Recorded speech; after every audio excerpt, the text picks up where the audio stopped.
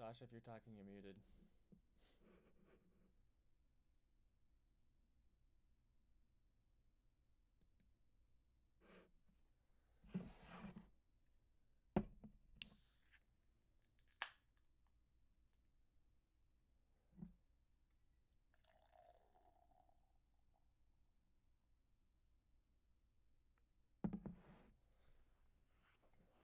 Are you there, chicken? I'm here. Can you hear me? Yeah.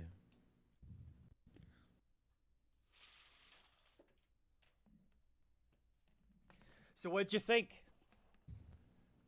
Let me finish this game of Yeah. Rocket League here and all. We're on the air. Words. No Yep. slurs, huh? What Well, I about mean, I can. I just. no racial slurs? I said no slurs. You just gotta count on a nobody identifying who we are. No, slurs are a part of language, right? Yeah, yeah. The context in which you're saying them, like WAP. Okay. Yes. Okay. Let me share my screen with my notes because that's basically how my brain works. It's just I have 0 RAM. I work on like a floppy disk of RAM and everything I write down. So do it. I really liked it. First of all, this is just personal preference. I do not super love the SEP. I understand that it's respected, so it's just personal preference. I feel like SEP reps reps history, or no, philosophy wraps history on SEP, and I felt like his history reps philosophy on that website, meaning it was just they talked about the philosophy, but it was wrapped in the history, right? Whereas it felt like the SEP is like going through the early life section of every person's biography, right? Um, Again, that's just personal feeling. So I really like the way I got a dash, just a little spice of history, and then, here's the time period, here's what was going on, Uh huh. but here's the concept, right? Here's the Mhm. the idea. Mhm. I really like that. Yep. Let's see. So most of the So we have, SCP, I'm pretty sure all the SCP articles we've read have been specific philosophers. I lost you. So the SCP articles we've been reading, as far as I Yeah, you remember. may want to for any of these, you may want to turn off any like echo canceling, noise canceling. It's gonna try and. Okay. Well, I have my Am I being canceled? Oh, you're good. You're perfect now. Okay. You're good now. Okay. Well, I'll go ahead and turn off my. So I have my headphones on because the whatever this OBS is that what it's called? Yeah. Yeah. Does not do any uh, noise canceling or any of that stuff. So I have to put on headphones anyway. Voice and video. Why can't I find this? They have compressors and all that stuff. Well, yeah, but I don't know if they. You don't Well, want to have to mess with it though. yeah, two things. I don't really want to have to mess with it. That's the main thing. That All right, is. you just went down 10 notches. Let's see if I can turn you up. Okay, I did echo Um, cancellation is what I did. Talk again. I'm talking again.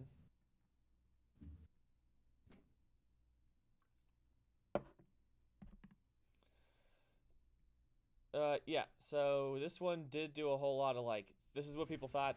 So yeah, all the SEP articles we've been having have all been particular philosophers, so they will do a short biography. Yeah. But You're super quiet. I hate to am I fucking still quiet? Okay. jerk it. How about this? Is this better? Oh my god! I turned you up, and then you turned you up. I Yes, my ears can hear you. Yeah. Okay. I turned it down a Nothing little else. bit. Okay. So because the Perfect. yeah, there's a big jump in sound when I move this mic from from uh basically the top, like from 12 o'clock to like 3 or 4 o'clock on the dial doesn't really change all that much. But then once you go past 4 o'clock is when it tends to freak out. Same with volume. I'm noticing the knobs on this thing. I don't know. The potentiometers in it aren't all that great. It's kind of cheap. But Yeah, the audio box for me, there's a point between on a like a circle. I'll do the same for you. It's like but the problem is so it's like the equivalent of like 11:45 and 12 o'clock. Yeah. That's there's all of the gain is there, and Yes. all of the lost sound is there. So I Yep. have to find 12:46 or Yes. 12:47 or 11:47, whatever. You get Yeah. the idea. Yep. It's a small piece of land. Yes. Anyways, moving on. Yeah. So and I also the other thing about the SCPs, it does seem to depend on who's writing them. Will really change what the scope or what even the purpose of a particular write is. Anyway, and the same with this Internet Encyclopedia of Philosophy. I mean, I haven't really read as much IEP. I just know it's out there. It also has a little bit more like I don't know. It has a little bit different There, content. man. What? Yeah, it's out there, man. It's out there, man. That was gay. Yeah.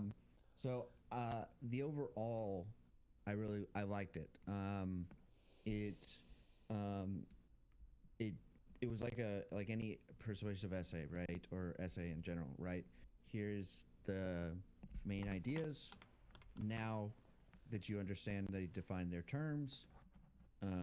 Then they go into it's very much more formulated like a Wikipedia and not because history can be super dry, man. And I fall asleep if it's not a documentary on fucking Hitler. Yeah. So, couple terms before we get started that I haven't got a citation for, but I need, and I can just Google them. But so, analytical philosophy, I'm pretty sure is just that's like 90% of philosophy is considered analytical, or am I tripping? So analytic philosophy is sort of a movement or a heritage, you could say, or a tradition in philosophy that started. I don't want those analytical philosophers in my neighborhood. Yeah, you don't want those where are they coming from? When we have to build a wall. Yeah, they basically they definitely it originated in, I guess, Austria and England. Really, it's Austria only because it's Wittgenstein, and then and then I guess Frege. I forget where Frege is from. I'm gonna guess he's Austria.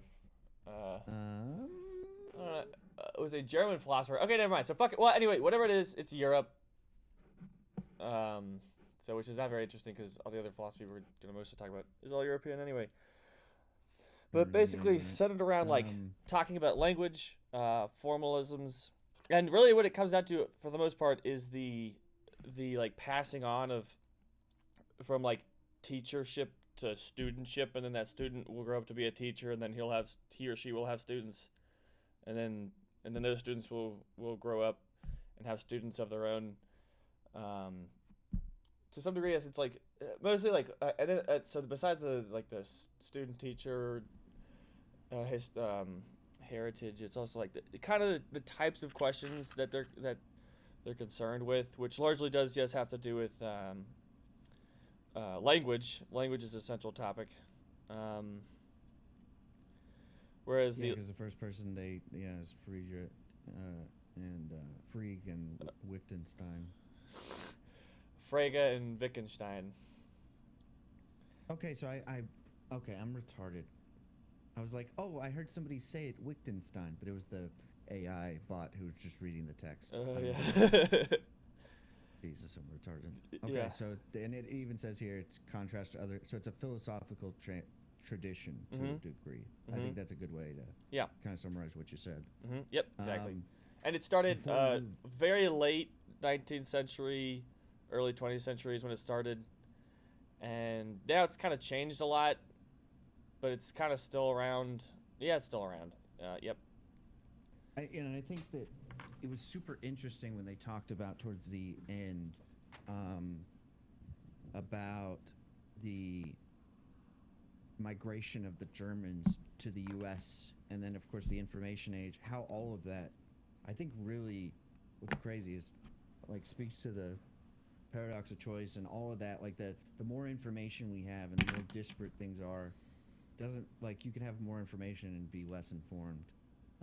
What do you mean? It's crazy. Well, so yeah, I covered way too many things there. I found it interesting just the thought of how a lot of the German philosophers then after World War II, after World War II, migrated to the U.S. and Britain. Yeah. Yeah, that both. was super interesting. Yeah, and then how Wittgenstein was still in Germany, but basically all of his contemporaries were elsewhere. So he's kind of almost on the outside in, looking at what he kind of started, or at least I would say modernized at the time. Yep.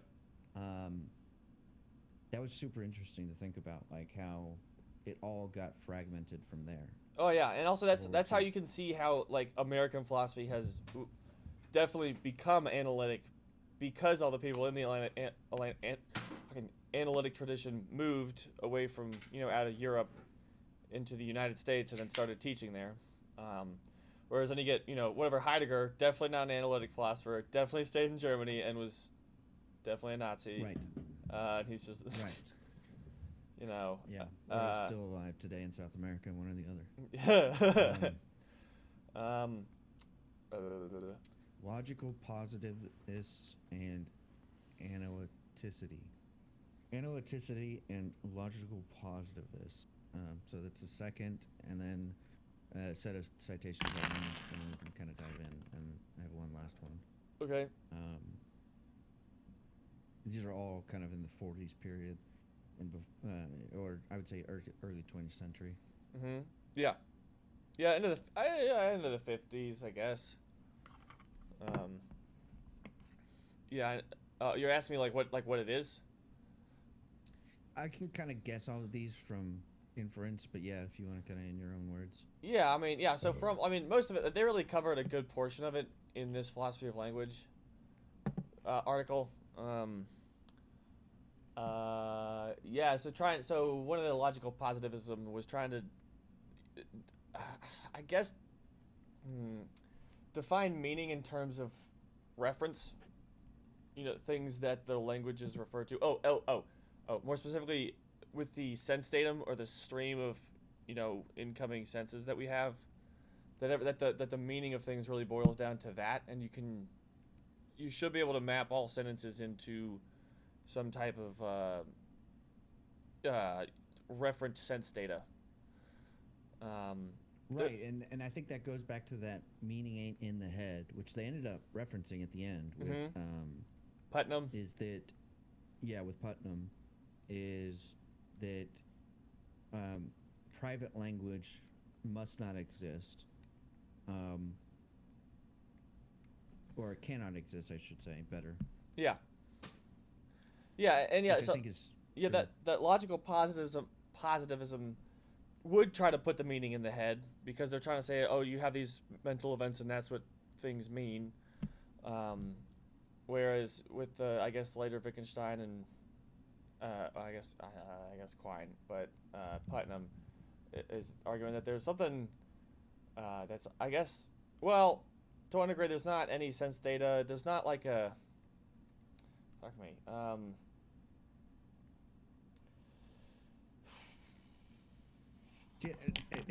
lot of them pigeonhole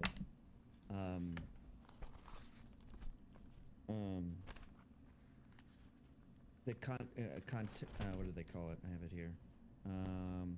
Context sensitivity, and conversational implications. Implicatures.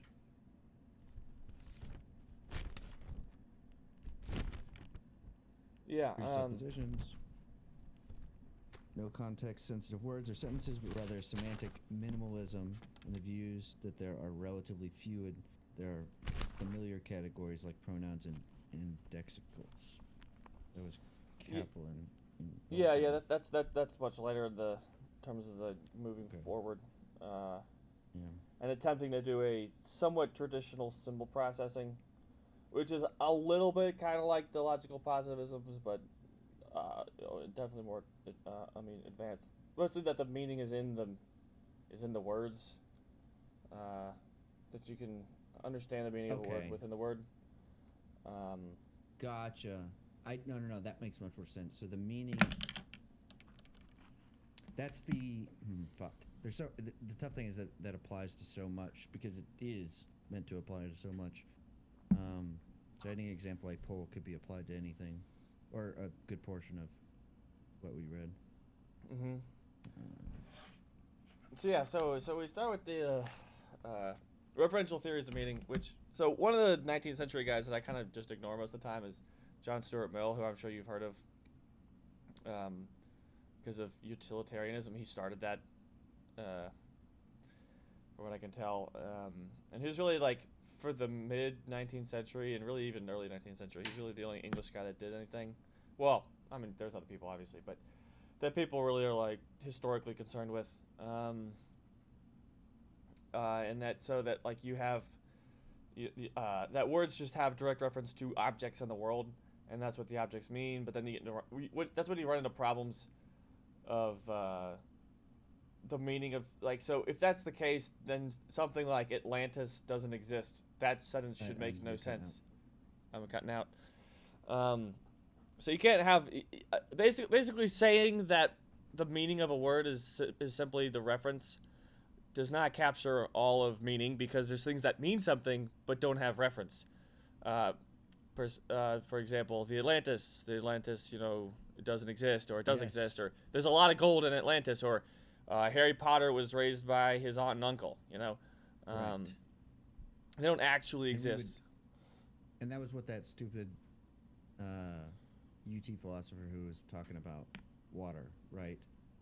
Talking about Harry Potter, how Harry Potter is a story, it's a book, but it doesn't it is nothing, or it it it doesn't. He didn't say it doesn't represent anything, but he did say to the extent that it has no meaning to like, and I don't Yeah, agree with that. I do remember him saying something that sounded a little bit off because like you could obviously say Harry Potter doesn't exist, like the But person. that's the word, yeah. It But doesn't but exist. I That's what think he I said. think he was trying to say though, because that's fine with me. But mostly I'm pulling from my emotional response to what he was saying, which I think what he was saying is that it does have that Harry Potter has no meaning. That he doesn't mean anything. Uh, I think is what he was saying. Which, if you're clearly just a referent theorist, then yeah, he doesn't mean anything. There's no reference, but it's still the case that like obviously right in front of me I can see that talking about Harry Potter still means something. I know what somebody means when they're talking about Harry Potter. Um, and then that's where you get into then Frege threw in this other component of meaning that really kind of blew open the world for philosophy doing language analysis, which was including the sense of Right. the sense of the word, which is like Yeah, I have how a you quote. grasp the object, or its presentation, how it The, comes to you. the view often attributed to Frege that the sense of proper names was a function of a set of descriptions led many philosophers seeking truth conditional account to include such descriptions in the truth condition for sentences in which they occurred. Blah blah blah. Okay, whatever. I don't think that was a good quote, but I know what you're talking about. Yeah, and that's what I think the linguistic turn was, that we now have a direction we have with philosophy, because constantly people are trying to just shut up, be like, oh, why do we still have philosophy? If we have science, it's clearly doing a much better job. So philosophy has to keep making itself relevant. Is another goofy thing That's that. someone who's never looked at the any Oxford Dictionary version of what is the definition of philosophy. Literally, what cannot be defined by philosophy or by science. Yeah. And basically they had a content that was seemingly you could move forward with it. It was sorry in that degree it's objective. It was something that science could not deal with because there wasn't exactly I'm empirical. sorry. There was not empirical evidence to suggest in either way or another. Like you can't take data points on language. I like how with data points. You can't get data points on a particular. Here, let me turn off this none. Okay, how about, is this much better? Yeah, that's it's like sex. Okay, noise suppression. Yeah, this noise suppression was messing me up. Okay. Yeah. Dude, John Stewart Mill is a hot cookie, man. He looks like his eyes needs to be crossed, but they aren't. But they look like they are. You know what I mean? Yep, I know what you mean. Influential thinkers or something. Classic liberal. Fuck yeah, I like this guy already. Well, let's go. So I think we have our terms. I think truth theory we'll get into, so we'll skip over that. You want to just we can go right through down the line. So I really liked. Well, the next thing we're looking at, I guess. Oh, I guess is Russell is the next one. After Frege, that we're concerned with. I don't think we really. Yeah, I just want to get the terms before we went to Frege. Oh, okay. What other terms you wanna get to? No. I think we can. I mean, we can. We're done with the terms. We can get into Frege now. Okay. So word denotes something that it stands for. Baltimore stands for a particular city on the East Coast. All of that's understandable. So one thing I found very interesting that actually has to do with some stuff I've been trying to think about with Hegel was when you talk about how in some contexts, in some situations, a proposition. So normally propositions have a truth value, like it is raining outside, or my foot hurts, or all stars are made of gas. And they basically, is that a true thing or not? That's really the concern. That's not so much the meaning of it, but it does matter. But then you get to types We're of. never gonna get through a full sentence without stuttering. Just trying to find the words that don't imply more than what we mean. So one of the ones was that Liz knows that Mount Kilimanjaro is the biggest mountain in Africa. Right. Which and the reason that this is interesting is so Frege for a while was saying you could replace reference or not reference. You could replace the words. Okay. So the truth value of a sentence remains the same if the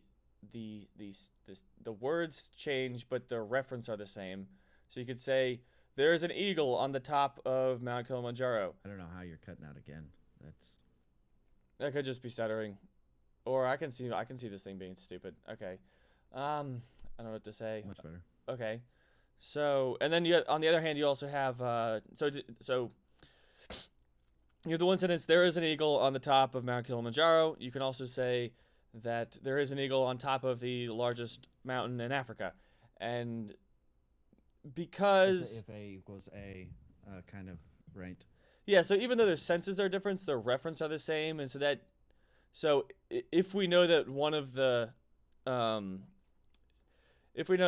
sentences is true, we can then say that the other sentence is true or that it's false because I don't think there are eagles in Africa. With the Castella, right? Castella?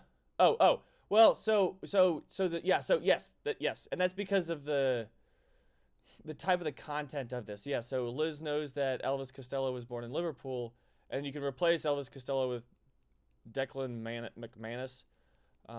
But so the sentence, though, so the truth of the one sentence doesn't imply the truth of the other sentence, because, well, so Liz might know that Elvis Costello was born in Liverpool, but she might not know that. That doesn't imply that Liz also knows that Declan McManus was born in Liverpool, because she might not know that Elvis Costello is Declan McManus. Exactly. Yeah, and so then you get a proposition there, which is Declan McManus was born in Liverpool. That is a proposition. Is now no longer. It's, I don't know if you want to call it its signification, but somehow or another its significance is not truthiness, but it is the sense of itself is its own sense.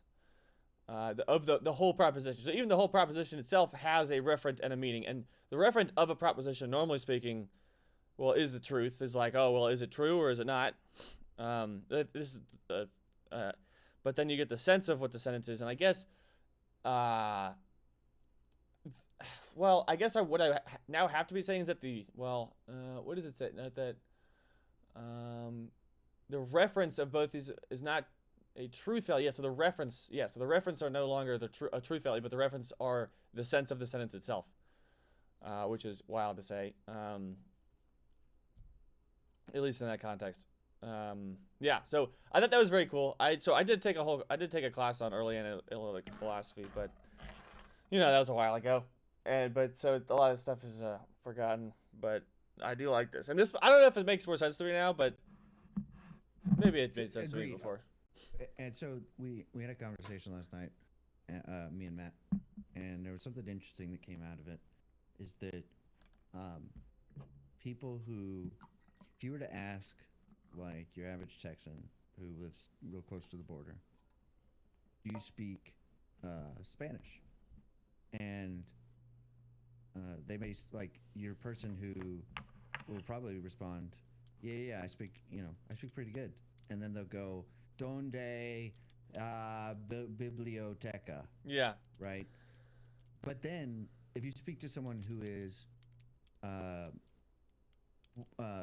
born, English is their second language, or no, English first language, but they grew up in a household that maybe one parent uses Spanish, or they live in a community full of Spanish people, and let's say they spoke it their whole lives, but it's their second language, that person will probably say, I don't speak it very well. But then they can just do the whole, where you hear Spanish and yeah, I can't fucking do Spanish, but yeah, I couldn't even imitate it. It's like Eminem rep God, right?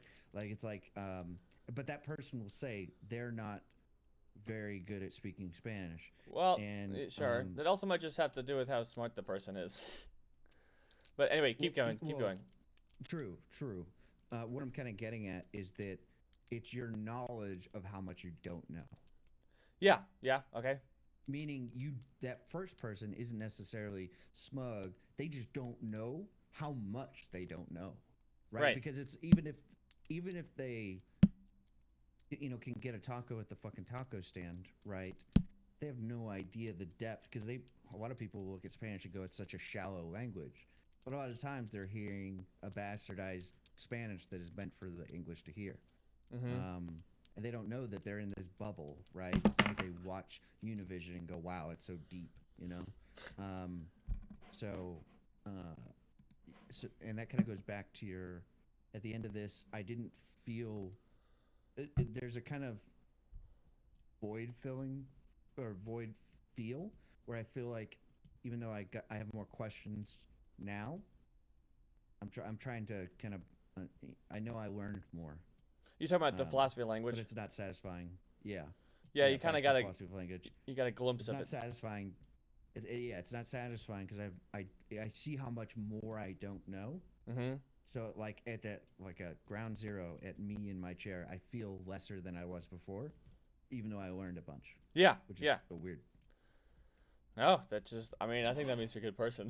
But which is I can kind of I'll conflate some ethics with epistemology.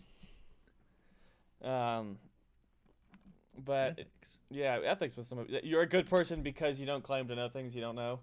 Yeah. Oh, I see what you're saying. Okay, yeah, fair enough. Yeah. Yeah, and so. And also, you appreciate knowledge.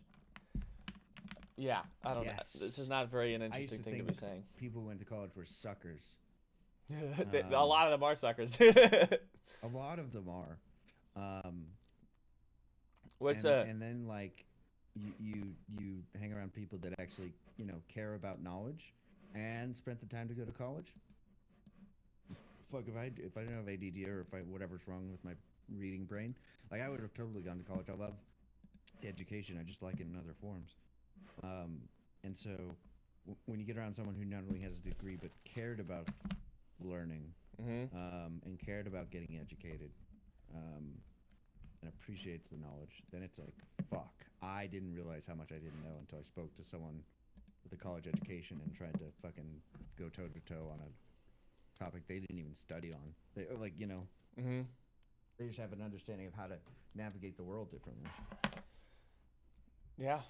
Well, you can always go back. You can always go back to school. I don't know how you're still cutting out. Well, you can go back to school. Okay, I can see myself cutting in. This is retarded. God damn it. Here.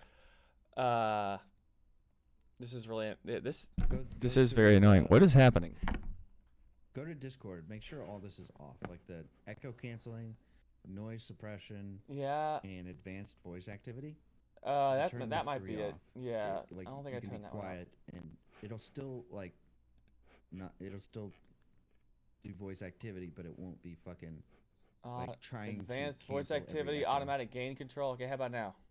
Is this any better? You can probably keep on automatic gain control. That's gonna make sure that you're not super quiet or super loud. No, I don't want to. I don't want to let it, because it could be cutting me out when it doesn't need to be. Contrary to popular belief, so automatic gain control isn't isn't gonna fuck with you mid-sentence. It's just gonna make sure that if you're far away, I can still be heard, and then if I'm close, it's not breaking everyone's ears. So but it's a compressor. Sure. Yeah. Okay, it's not a gate. Correct. And I can probably turn up Discord now. Okay, well, I'll leave it off for now, and if things get done, we can... You're perfect. All right. Beautiful. Okay. I can hear your sentences completely. Well, I was saying, you could go back to school. Yes. Well, school still requires reading, and then it's something I'm still not good at. I guess I could... I wish I had this Google, voice actor lady just read to me, but I don't know. Sure, I mean, you can get accommodations. Yeah, recommended an accommodation. Yeah, you'd have to take a psychological evaluation though first, and then submit some crap to the whatever it is you're at. Anyway, so if we what were we saying? If we point to a word without meaning, then the sentence is meaningless. Going back, just reformatting. John Coltrane plays saxophone versus John Coltrane plays blarg. That's obviously now in the referential, logical, logical, whatever. That philosophy. Logical positivism. Yeah. Yep. John Coltrane plays a blarg, but if I, in my head, define blarg as a fucking saxophone, does that make it? That doesn't make it true. Not really. Say in that. Not until you start telling people, "Hey, blargs are saxophones," and John Coltrane plays a blarg. I mean, for those that I think that would generally be because blarg doesn't have any. Nobody knows what that is. There's no sense to that. I don't know. I would say that there is no sense to really. I mean, to some degree, actually, another thing with this, John Coltrane plays a blarg does have some meaning to an extent, which is saying that John Coltrane plays something, but the meaning of it is either I guess to what extent do you want to imply that the intention is a meaning of the sentence? I don't think it is actually, but plays a blarg. Either I could say it's that the sentence is nonsense, or it's just a little silly, right? Or it doesn't totally mean a whole lot. And you're like, what? What do you mean? What do you mean he plays a blarg? What do you mean? Well, so that I understand. My question is, was there? Because a number of the shit up until the mid '50s, and seems like there are a lot of philosophy of language sects that did tried to pigeonhole a lot of the ideas. Was there any between the referential one, between the everything we talked about? Was there one that said John Coltrane plays a blarg would be valid without adding additional context? If it means something to, let's say. Well, without a context, I was going to say, literally, part of some of these theories of meaning is that there is a context. Yeah. And so you definitely could say John Coltrane plays a blarg because people know that, okay, similarly, I could say that Eric Clapton plays an axe. Most people don't really know what an axe. Yeah. Most people don't really get, I never really even heard what an axe is, until college or something. They're like, what kind of axe you got in there, And then I realized, it's just a fun way of saying guitar. So, Hold on. Oh, go ahead, but yeah, fuck. so like depending on the context that's going on, yes, the word blorg does mean something. But it's just background knowledge. Like it does, and it's not fixed either. Like it moves around. I don't. Yeah. I have Uh. something. Hold on. Before we move on, where is he? So there's this lady that came on years ago, not years ago, a year ago. Her name was Jo, and she had a philosophy. She had a degree in, I think, philosophy of language. I don't remember. I don't want to speak out of turn if that's even a thing. And she was talking about private. There's something beyond a private language. Fuck. There's another. There's something else that you would call that's not a private language. But kind of akin in terms of its strangeness. Yeah, and here it is. Here. Let me just search the transcript. Right. She said something. Is Really she the one on the insightful. left? Top left, yeah. She's a No, hot she's lady. the girl on the right. Okay, here it is. Here, I'm gonna switch to this. She was super smart, but she's Windows. This was a fucking interesting combo. Can you talk to us and tell chat for people that don't understand? Can you explain the idea of like a private language? Yeah, so private language is to do with the fact that like if you use a word in a way that it only relates to like your understanding of that word, like most people acknowledge in my opinion in the place that I study, private languages don't really exist. They don't make sense. They're useless, right? Language is socially used, so we use it to communicate. And therefore we need shared understandings of what words mean. Sure. That doesn't mean strict definitions. That doesn't mean like dictionary. But some shared understanding. We need to have a shared understanding. Otherwise, there's no way to communicate meaningfully. So I'm curious. So the problem that I have on epistemic grounds is that if we say like all self-ID is valid, aren't we essentially engaging in some form of like private language there? Isn't that essentially meaningless? I'm not saying. I never said all self-ID is valid. I said that when it comes to knowing one's gender, self-ID is the best thing that we have. That's what the argument has become. And then she because says, it was just self-ID. There's a second part to this. Hold on. Which? Because it's just the definition. We don't care about that. I mean, we do, but not for this part. Fuck.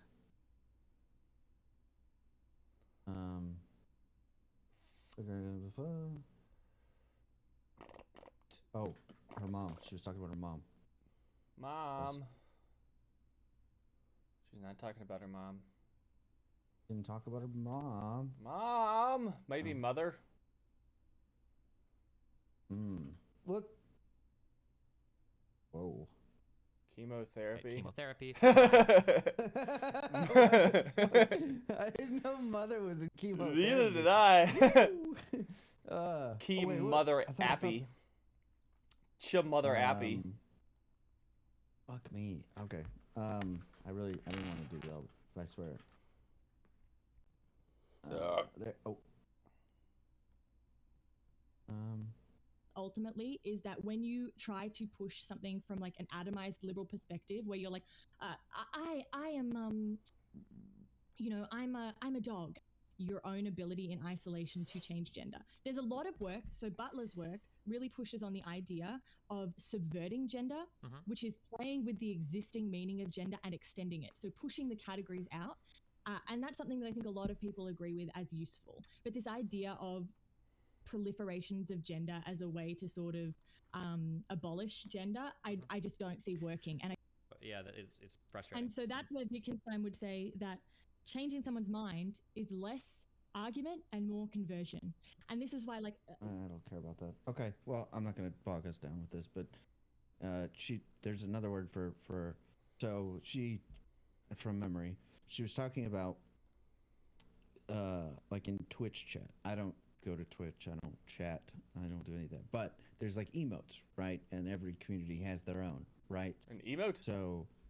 So a set of emotes, right? So it's actually a GIF, right? It's a small 1 second animation, but instead of a smiley face in chat, it's a reference to a picture, right? That happened at some moment in time on stream that then the whole chat can use, right? Referencing their streamer, right? Getting angry or whatever. It's just a small animation that you can use and reference it at a future moment because it was funny or whatever, or it was sad or angry or whatever.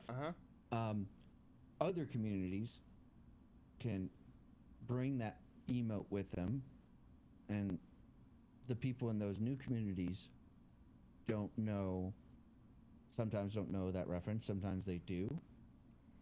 And that's not necessarily a private language. And it's not a private language when she goes to her mother and says, we have these, I think they call them, what's called emoticons, right? When she says that to her mother, and her mother doesn't know what emoticons are, and she tries to describe each one as being, Preacher says 1,000 words, right, or whatever. That's not a private language, but I can't remember what she called it outside of that. Because there's so many... It's only one layer, I think. There's not a lot of layers there, but there's a lot of levels of abstraction from that original emote icon, right? I'm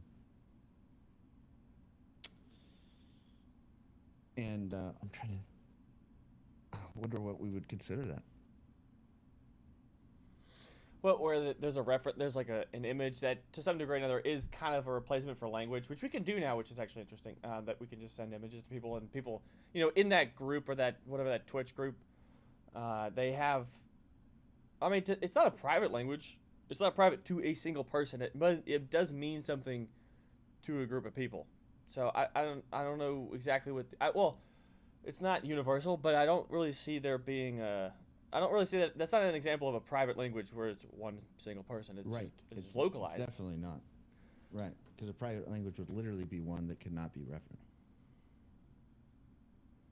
Or you could not derive reference from without education. Or did I say it right the first time? Well, here I'm gonna pull this up. I kind of like glossed over the private. Gasp. Why can't we have private languages?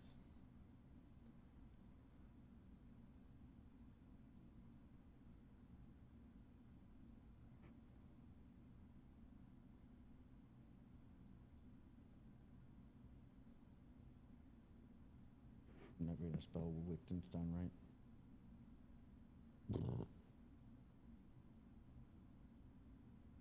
Fuck you, Wittgenstein. So, to establish a sign's meaning, or a word's meaning, something must impress upon the speaker a way of correctly using that sign in the future, or else the putative ostentation is of no value. Assuming we began in a private episode, what could be happening on subsequent uses of the term? We cannot simply say that it feels the same to us as it did before, or it strikes us the same way. For those sorts of impressions are common even when we make errors, and therefore cannot constitute correctness. One might say that one only has to remember how one used the sign in the past, but this still leaves us wondering, what is one remembering in that case? Until we say how a private episode could establish a pattern of correct usage, memory is beside the point. To alleviate this difficulty, Wittgenstein turned his attention to the realm of public phenomena to suggest that those who make the same moves with the rules share a form of life, which most have taken to be one's culture or the sum total of social practices in which one takes part. Kripke offered a notable interpretation of Wittgenstein's private language argument, though opinions vary on its fidelity. Subsequent generations of philosophers on both sides of the Atlantic would be profoundly influenced by this argument and struggle with its implications for decades to come. Okay. Here, I got one for you. This private language argument argues a language understandable by only a single individual is incoherent and was introduced by Wittgenstein. Does not present his arguments. Yeah, how do I say it? Wittgenstein. Like so W is a V sound. That's how I originally. Okay, and then I think I just started reading it. Okay. Well, because the computer lady was reading it to you with a W, with a W sound. Okay. Anyway, keep going. So apparently he didn't present his arguments succinctly. Wittgenstein? To describe particularly for this topic. I'm reading the wiki. Sure. In a succinct or linear fashion, he described private use of language prompts the reader to contemplate the implications. As a result, considerable dispute about both the nature of argument and its implication. Philosophers see precursor of the private language argument in a variety of sources, blah, blah, blah. Okay, well, I don't know. Well, if someone were to behave as if they understood a language which no one else could make, we might call this an example of private language. Not sufficient here, however, for the language to simply be one that has not yet been translated. It must be in principle incapable of translation into an ordinary language. Interesting. What? Well, what's the point of that? If it's in principle incapable of translation into ordinary language, well, like an ordinary language, yeah, like, well, then, like, what do you? I don't even get what you're talking about then. Like, I was really also just thinking of private language. Well, I was starting to think of an example where there's some ancient language that only like I don't know, like Latin or something, but only like hieroglyphics. What? Hieroglyphics, sure, and only like a weird family of elites, the Illuminati, have been remembering it as time goes on, and eventually, this group of people eventually they die off, and there's just one parent, or there's two parents with one child, and the parents die, and just one person knows this. There is a body of language though, so at a particular time, there's only one human who understands this language. Although, you would have to say that there is a history involved in this, so that there are other people who have understood the language, but it's only this one person. So, okay, so what I don't like about this private language thing, saying that in principle it is incapable of translation into an ordinary language, like into just another language, is that like, I feel like it would have to be talking about things that people don't talk about at all whatsoever. I don't like this, actually. I thought this was more interesting than But what isn't I'm that the looking point? at now. Private language being considered as not simply a language, in fact, understood by one person, but a language that is in principle only understood by one person. Oh, can only be, okay, well, okay. So that we can't have one that's in So principle. the last speaker of a dying language not be speaking a private language. Ooh. Yeah. Since the language remains a Okay, it's just what they meant by private language. learnable. Okay, yeah, okay. They went to our hypothetical, because you know what I wrote down? Mine was a little bloodier. So, okay, sure, I said okay, so... if we nuked the Earth, and there was everyone except me alive, would I be speaking a private language? Oh, Right, no. yeah, no, you wouldn't Fuck. be, speaking a private language. Okay, so, Yeah. okay, so the part where, okay, what is this thing about Descartes they're talking about? Okay, much of modern philosophy was built on the Cartesian models that grounded public language on a foundation of private episodes, which implied that much, perhaps all, of our initial grasp of language would also be private. Okay, so I guess I'd have to say that the exposition of the private language concept in this article here is not very interesting, because you could have a private as in only you are experiencing it. Right, Or but you it's and your brother, right? You Yeah, and your yeah. brother make up words. Sure, yeah, but like, so this one isn't actually, so this article didn't really actually capture what it meant for it. Okay, he means That it would sounds not be fine. possible to have a language whose meanings were accessible to only one person. Okay, well, so the problem is that the wording here is saying that the meanings were accessible to only one person, because meanings of words could be contingently accessible to only one person. Like I can start saying kabiskabe, and I know what kabiskabe means, and it's only accessible to me right now, But it's not. It's possible for me to tell you what kabiskabe means.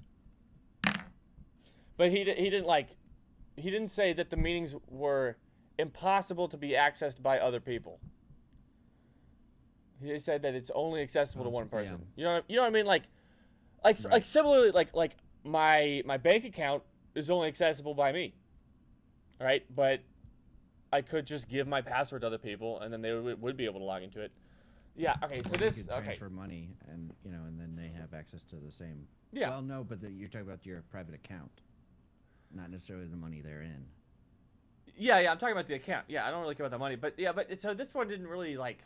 So the problem is that the way that it was worded here was that it could have been. Yeah, whatever, Gabiskabe. I can say fucking Gabiskabe, and you don't know what I mean. And right now, nobody else knows what Gabiskabe means because I have this thing in my head, but I can tell you what it is. It's not. Yeah, so this is not okay. This person didn't really present. Okay, this wasn't really presented super well. Yeah, because then like okay, if a language were private, then the only way to establish meanings would be by some form of private ostentation. Okay, so you're going through like a. Well, I've established Gabiskabe by myself. Which was funny. I was going to tell you, hey, we should pick a word. Yeah. I was going to say, let's go back to... But then now we're referencing... Oh, God.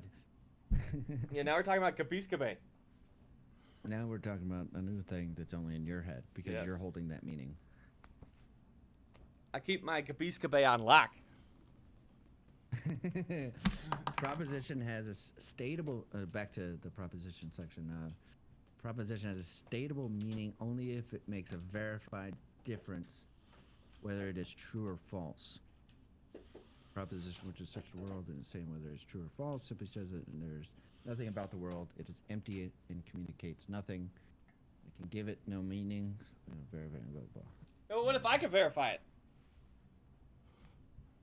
I don't know. This person's presentation of the like I could say the chair is Gabiskabe. I can say that. I mean, really, it's not a solely private language. But see, the problem is that what I'm doing in my mind is I'm directly mapping English words into just kind of not just. Well, so this perfectly segues into kind of the next section. Roughly, was the meta versus object language, which was talking about. Okay. How yes. In Spanish. Go ahead. Oh, I was gonna say. Oh, I did like Tarski's thing, which I hadn't. I don't know. I definitely been pointed at Tarski before, but where he was trying to formalize not syntax but semantics, and I don't know. I didn't quite grasp everything that was going on, but I liked it. So one of my questions. Same. Yeah. I didn't follow super, like the if state for all x true x if. I didn't get the IFF. Well, so okay. So So the IFF is an if and only if. So I don't know if you remember Nick and I telling you about truth tables. Mm-mm. Okay, so. Oh, I remember that. Yeah, that period, but I don't remember. Yeah. I was pretty drunk. Yeah. Well. Yeah. Well. So. Basically, if and only if. So if you have basically if and only if statements are of the form X if and only if Y. So you could say and so if you know if it is the case that oh yes I remember now yes, X if and only if Y, then you can say if X then Y, and then you can also say that if Y then X. This is the if yeah. Go on. I'm not gonna stop you, but yeah. So they're just truth.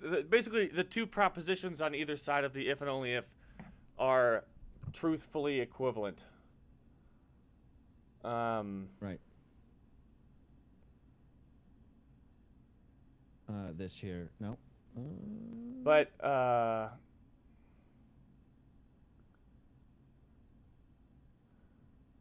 up, sorry, I'm looking at something. Triangle of reference, no. Anyway, so the mapping of like trying to formalize the mapping of sentences to, I guess, the meaning or like into truth is I don't know. It is a wild idea.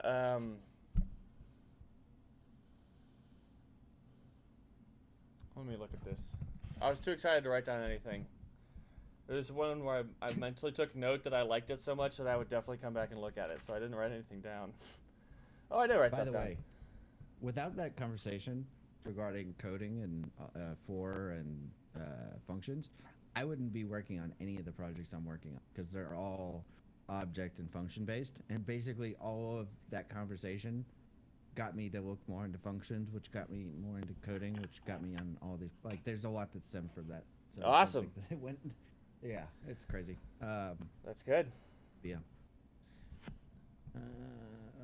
Okay. So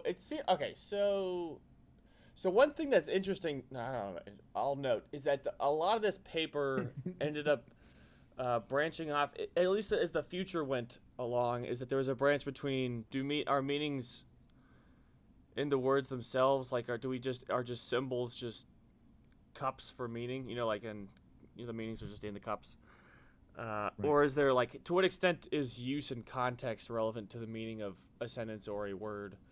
But there really wasn't any forward working, or maybe I missed it, but there wasn't a whole lot Yes. of objections to what specifically Tarski was doing, which is how he was, I guess.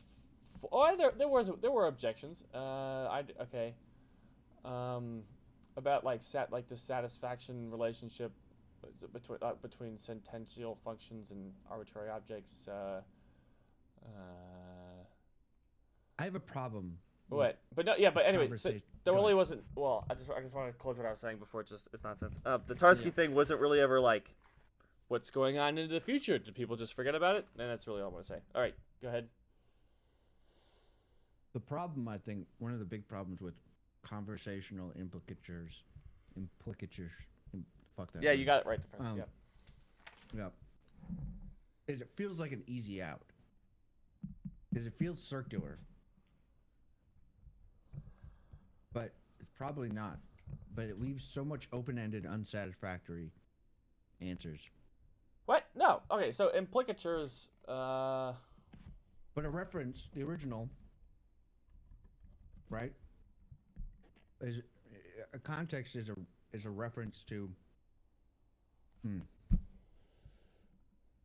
Well, implicatures is just that the particular, like, depending on the wording, you can infer certain things that aren't quite captured by logical formalisms. So, like in a lot of formal logics, the Okay. word "but" and the word "and" are logically equivalent. You're just saying, you're just conjoining two propositions together. But the thing that these speech acts we're trying to do is saying, hey, there is a difference between the word "but" and the word "and," and also depending on the context, that meaning will be slightly different. Like the difference between Michael is an Orioles fan, but he doesn't live in Baltimore, and then Michael is an Orioles fan, and he doesn't live in Baltimore. Yeah, which is just to say that. Well, the weird thing is that, like, you can either infer from Michael is an Orioles fan, but he doesn't live in Baltimore, that that most Orioles fans are in Baltimore, that the standard fan, Orioles fan, lives in Baltimore. You can infer that if you're new to baseball, and you don't really know that or that the Orioles are based in Baltimore, which I don't fucking know. I don't know where the Orioles are from, but really only because of this, I'm now starting to infer that the Orioles team is based in Baltimore.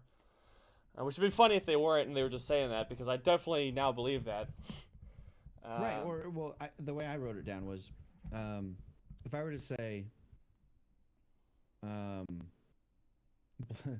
if I were to say black people are blargs, right? Okay. Right. See, and so I think that you cannot. So maybe You're racist, retarded, Sasha. Exactly. Calling them blargs. How was there a time period when there in this entire? I feel like in all the previous sections there had to be somewhere where we could define implications. Are we to say that the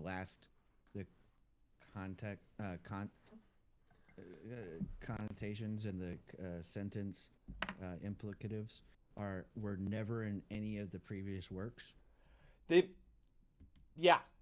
It might have been. I haven't looked at them enough, but yes, there might be a problem with, because they're trying to find the meaning of this sentence, and I guess part of what these speech acts are doing is saying that the meaning of the sentence, to some extent or another, depends upon the implications you can take from that. Ooh, hypothetical. Me, a black person, a racist, fucking like an anti-racist, a social justice warrior. Okay, is that 3 people or? Actually, 4? no, just black person, racist, and then a social justice warrior in a room together, right? All right.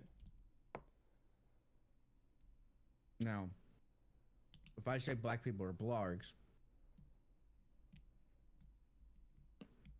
and there's a black person there, the social justice warrior is going to take all kinds of different meaning.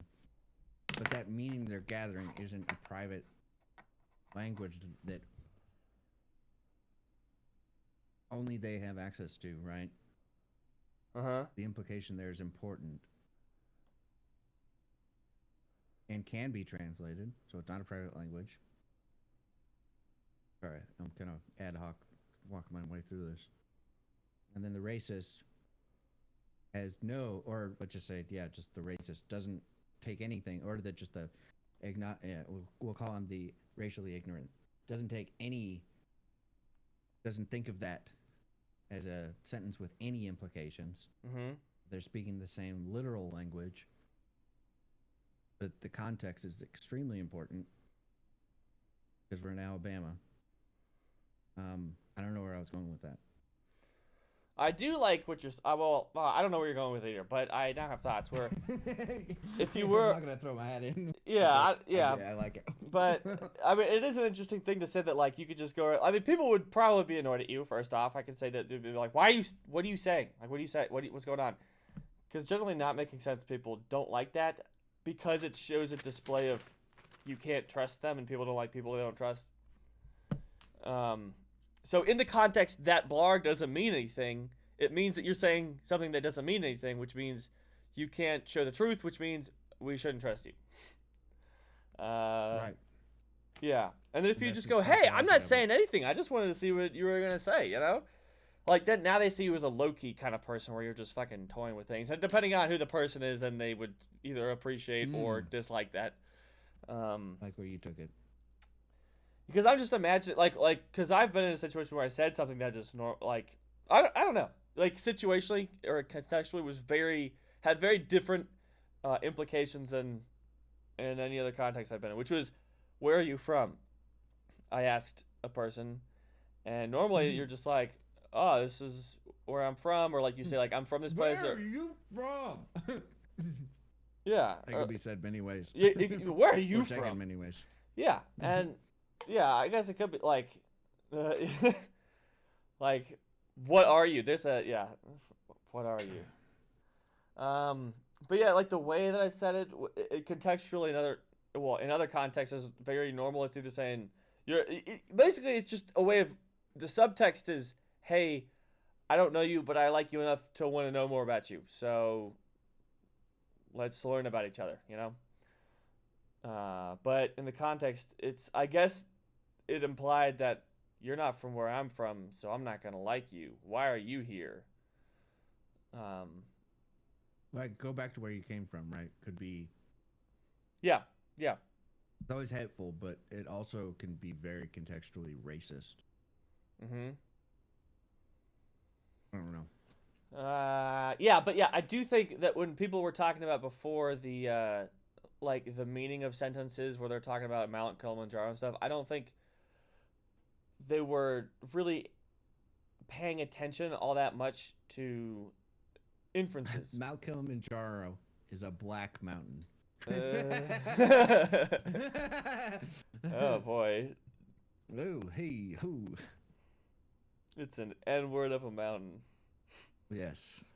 It's a whop of a mountain. Yeah.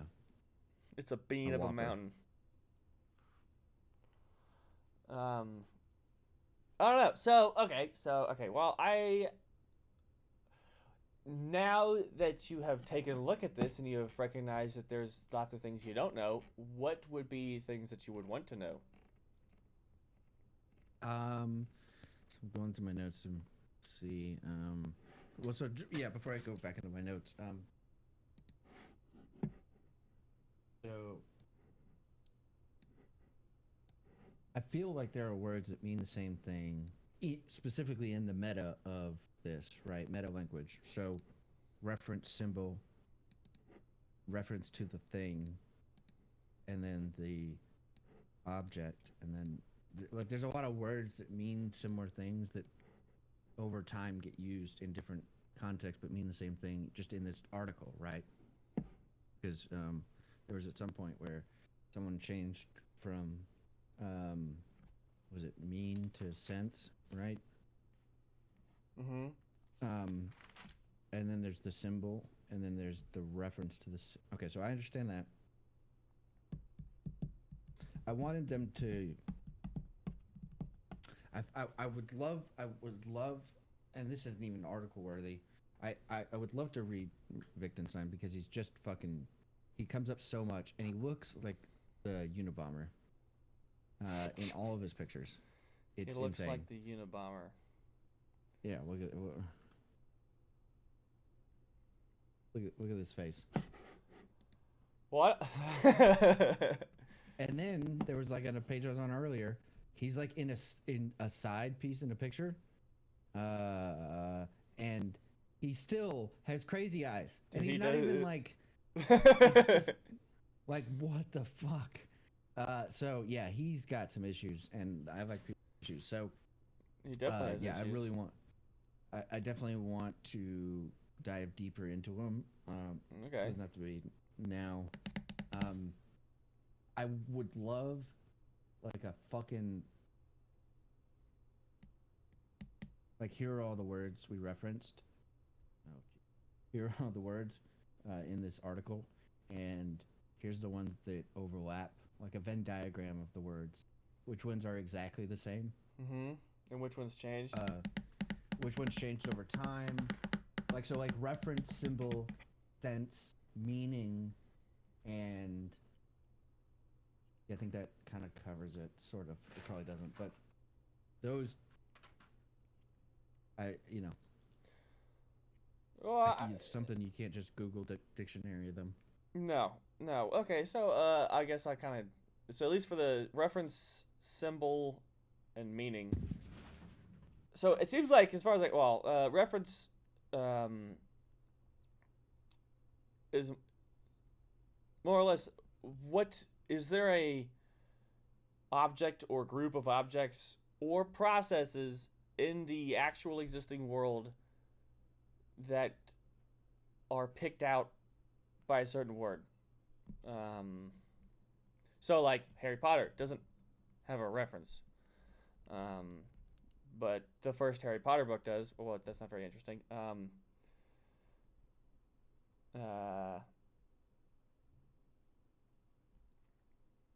But and then so then symbols though I think are definitely very like symbols are just something that I guess is taken by some group of people that it has a meaning and maybe a reference, but it stands for the meaning, which is weird. Like, why can't we just have the meaning itself, and why do we need a fucking symbol for the meaning? Like I guess it's going back to water. Let's use what? Let's use water as the example, right? Well, sure. Well, I guess you can't just have water. Like when you want to talk about right? we need water, you need something that stands in place of the actual thing itself. To be able to, I guess, talk about it easily. You know, like if I want to go to the store and I want to buy water, I don't go like I guess I could if I didn't have language. You know, if I didn't have very good language or I was in a weird Asperger's. a different country and I wanted more water, I think the easiest thing I could do would be to bring water with me and go like this. Do you have this? And then, you know, and kind of motion that, and then they might pick up like, do I want this? Do you want bottles? Do you want water? I don't know. But without that, then you couldn't. So without a symbol, you couldn't talk about. I want like if you're stuck in the desert with somebody and you go, we need water. Where is water? You wouldn't be able to do that. I guess talking about things that are not there, you don't have. So indexicals is a fun word, which is just words that have meaning solely in a particular situation, like here, this, that. Next Tuesday, I guess was one of the examples, or 5 minutes ago. Esto. Oh, Aquí. Matthew. Aquí. Matthew. Ese. Esa. You're speaking of fucking private web. Queso. Oh, I was just Estás- mirroring what you were saying. This, ¿Estás that, bien? there. Bien, estoy He bien. was doing instant translation. Juandas. Oneness. Juandas. Juandas. Andas. Another A-N-D-A-S.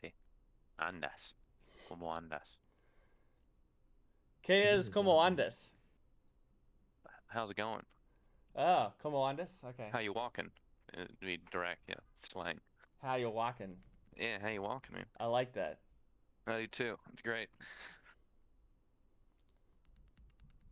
How you going? Well, V Gates, Matt. Wie geht's? V Gates. Geht's. Don't know what wie geht's is. It's how's it going? Necesitamos un discurso sin inglés, Oh God. solo alemán y español. Nada más. That's the acuerdo. What are you saying? So we need to give up English and only speak in German and Spanish. It just ended like brick walls at each other. We'll constantly. Yeah, that's a great idea. Yes. Flugen. Did you do any of this reading? No, I did not. That's fine. I've done fucking nothing today. It's been awesome. That is awesome. Nothing at all. Well, just darts and banjo. That's about the gist of today, as well as a little bit of lasagna. That's about it. Very nice. I think it's time for some Fall Guys. Fall Guys. I gotta restart my computer. Give it the restart, the quick and dirty. Restart. Restart.